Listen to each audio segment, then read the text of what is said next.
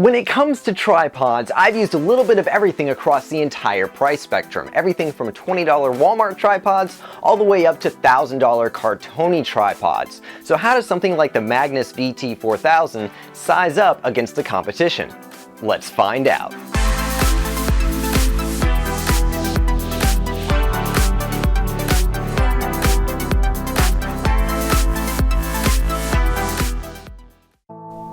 Nature. It's still a great wonder. Leaves and trees living freely. Some might call it paradise. All of the dirt, the ground, grass, the sun feeding through the leaves. An amazing wonderland where there is absolutely nothing to fear. What's that? A spider! Oh, spiders. Spiders are good. They keep the fly population and mosquitoes down. But nature, such a paradise. There is nothing ever that you will find like nature. The trees, the leaves, the ground, no danger. Well, okay, maybe thorns and stuff like that, but it's fine. What you're seeing here is untouched by man, not a... Well, come on, now you're just proving me a liar. What you just saw was shot entirely on the Magnus VT-4000, but do keep in mind this is not a review for this tripod, although we'll get into a couple elements of like pros and cons for it, but it's more of a general look at budget tripods in general. Okay, so one of the first things I will notice about a tripod in this price point is it very much mimics the more expensive ones. You get something like a $20 tripod from Walmart, it's going to be its own thing, and it's going to be very cheap. They try to just make it as cheap as they can, throw it out there and say, hey, look, it has a handle so you can turn the tripod side to side. That's not the case with this tripod. It very much acts a lot like, for instance, the Cartoni tripods that I use at work. The way its head will sit there and tilt and get into a level position and everything, even the design of the legs and everything feels very, very similar. And the tripod I just mentioned is an over $1,000 tripod, so they're very nice and very expensive. Something else I love about this tripod is its quick release plate. I mean, this is an amazing quick release plate for the price. It really is incredible. The entire thing is like the same aluminum alloy that they use across the entire build. It has a nice little stop in there so that when you are sliding the camera back and forth, it does not fall off, even if you accidentally leave it unlocked. So it's very nice, very secure. Now, one of the big things that I have noticed about this tripod, which I think definitely will probably carry over to many other tripods within the similar price point, is its legs instability. It's not terrible, but the way that they're set up, they're not going to give you a completely steady shot if you're under a lot of stress. It's not bad, but when you go to focus and everything, it does shake a little bit, enough that's noticeable. Not too noticeable, but it is there. One of my favorite parts about this tripod specifically is its head. The fluid head on this thing is actually pretty good. Now, you're not going to get control on this fluid head like you will on something like an expensive Manfrotto tripod or the Cartonis or anything like that, because it doesn't have variable drag. But what it does have is a smooth pan. It's not crazy smooth or anything like that, and I have noticed over my several months of use that it does wear down a little bit. It will need to be re-oiled at some point, but it is very smooth, especially for the price. It's definitely not bad for the money.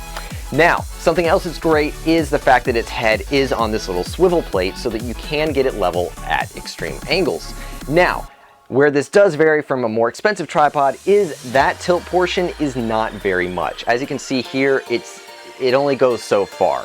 On some of the more expensive tripods I've used, They do tend to go a good bit further than this, so you're not going to be able to just be like, you know, really steep on a hill and tilt your head to get to that point. But it definitely is useful and saves a whole lot of time when trying to level out the tripod head. So it's a very nice feature to have, especially on a tripod of this price point. The handle on the back is very nice as well. As you can see here, it is actually swappable from left to right and vice versa. It is on a nice little rosette mounting system, so you get nice controls to how high it is. You can even turn it upside down, turn it whatever angle you want. It's a nice handle on this tripod. A plus about the legs on this tripod specifically, and many other tripods in its price point, is they do mimic the more expensive tripods. So they have this nice little like rib type construction, and they lock very nicely and they're easy to use. They really are quite good as far as the actual design goes, though they aren't the most stable. If you end up looking at a tripod in this price point, one of the number one things that you're probably going to be thinking about is, what am I losing if I were to go for a tripod like this versus a more expensive option? Well, in this price bracket, they're probably not going to be the most stable, as I've already mentioned, but also is the height. For instance, this is a 59-inch tripod, and that's about the max that you could probably get on tripods within this price point. A lot of other tripods in the more expensive realm, you can get up to 72 inches. I think I've even seen 96 inches. So there's a lot of taller tripods within a more expensive price bracket. But within the $150, $200 tripod range, 59 inches, 60 inches, something like that, that's probably about the max that you're going to find. The other things that you're going to lose is something like upgradability, future-proofing, and things like that. For instance, if I want to replace the fluid head on here, I can replace it from something from Magnus, but it's going to basically be the same exact head. They don't have any real upgrades. You're not going to be able to swap sticks with heads and stuff like that. It's going to be a very limited system as far as the future goes. It's going to basically be what you have is what you get, which is not necessarily a terribly bad thing, but it is something to keep in mind. One of the biggest considerations that many of you might have is how much weight the tripod can handle. This one is rated for 8.8 pounds, whereas many other more expensive tripods will be able to take things even up to about 20 pounds, which is plenty for things like jibs and things of that nature, larger cameras. But this one basically maxes out at something like a DSLR, Sony FS5, the Blackmagic Ursa Mini maybe, things like that. It's not going to be able to take a ton of weight, though it will be plenty for most indie filmmakers and DSLR shooters, things of that nature. A nice feature that you'll almost definitely be giving up on in a tripod in this price range is variable drag. Variable drag can be very nice when trying to get completely smooth shots. Most of these are not going to have it. There are workarounds, like one I saw from Knoptop, where you put a rubber band on the handle and you're able to just pull it. It's a pretty cool little hack right there.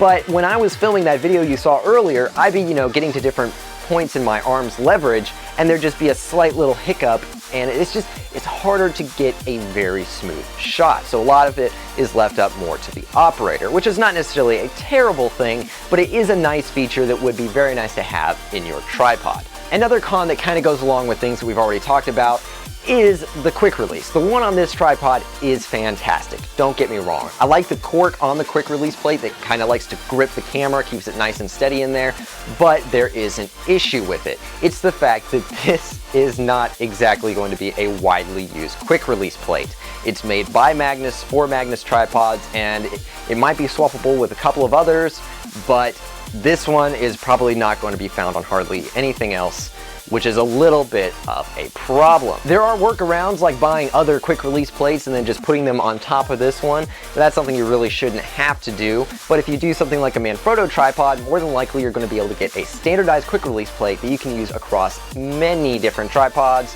shoulder rigs, stabilizers, things of that nature. But this one is basically made by Magnus for Magnus tripods and can only be used here. So it's not necessarily terrible, but it is a little bit of something that you might want to consider when thinking about one of these tripods. So now that we've covered all the cons and you guys are probably all feeling really sad and don't even want to buy one of these now, let's talk about some pros and get your hopes up. Okay, so a big pro is obviously the price. That's going to be the number one pro, the big reason why one of you would go for one of these. And it's a very, very appealing price. For $150, you can often get just as good a shots as you'll find out of a $500 Manfrotto tripod or even $1,000 Cartoni tripods. A lot more is left up to the user, however. Something else that's a very big plus is the fact that these things are almost always very lightweight. This one is rated at 7.9 pounds, which is definitely not too bad. You can carry it around very easily, especially with this one's included carrying bag, which I found to be absolutely fantastic. You can even use it a lot like a backpack and just really go just about anywhere with this tripod. It is very fantastic just how light it is. Another big plus about a tripod like this is they often tend to be really small, which means they're small, lightweight, and inexpensive, which means it's just about perfect for sticking in the corner of a church or something like that for a wedding. So if you're a wedding videographer, this would be a great secondary tripod for another camera in the background. Let's have some closing thoughts and talk about who this tripod is right for. Well, obviously it's going to be right for somebody who is on a limited budget and doesn't need a name brand or have something like variable drag or a standardized quick release plate. It's also going to be great for somebody who does a lot of traveling and needs something light, inexpensive, and compact that they can take onto airplanes, trains, etc. It's also going to be great for somebody who does a lot of event and wedding videography who needs something, again, small, lightweight, and inexpensive that they can throw into a corner and practically forget about. This will be great for somebody like that. It's also great for somebody who just doesn't feel like they don't need to spend $1,000 on a tripod and doesn't have something like a 15-20 pound camera. So it'd be great for somebody like that. But I mean, so it's really a great option depending on whether it falls into a couple of different variables. I am very pleased with my purchase. This tripod specifically, the Magnus VT-4000 again, it is a fantastic tripod for the price and definitely a great point for anybody who just wants a tripod that will do the job. It may require a little bit of maintenance, such as lubricating the fluid head, but it's not too bad at all. I'm very, very pleased at this tripod for the price and would highly recommend that if you're interested in something like this, you definitely check it out. So that really wraps up this episode. I hope you guys enjoyed it, found it useful. This really is a great tripod for the price. Highly recommend you check it out in the link in the description. This is not sponsored at all, just so you guys know, and it's just great. I'm very impressed for the price. Let's definitely stress that. For the price, this is a fantastic tripod.